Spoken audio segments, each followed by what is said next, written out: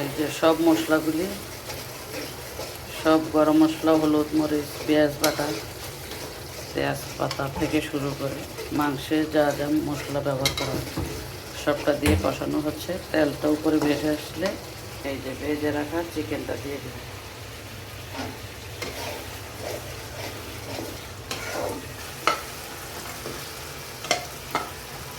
এই যে ভেজে রাখা মুরগিটা মশলাতে দিয়ে দিলাম।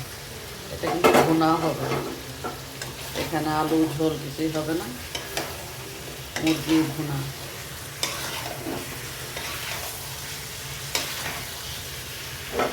নেড়ে চেড়ে মশলার সাথে মুরগিটাকে একদম ভালোভাবে মিশিয়ে নেওয়া হচ্ছে। তারপর একটু হালকা গরম পানির ঝোল দিয়ে এই যে একটু ঝোল দিয়ে দিলাম।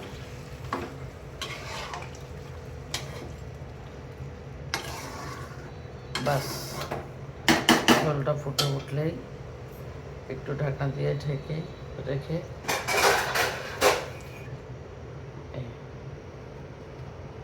5-7 মিনিট চুলায় রেখে তারপর নামিয়ে নেব। যে আমার রান্না কমপ্লিট, দেখেন একদম ঝোল কম, ভুনা ভুনা।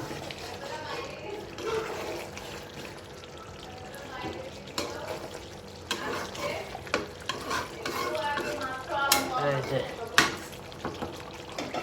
রান্না শেষ। কেমন ছিল আজকের রান্নাটা অবশ্যই জানাবেন।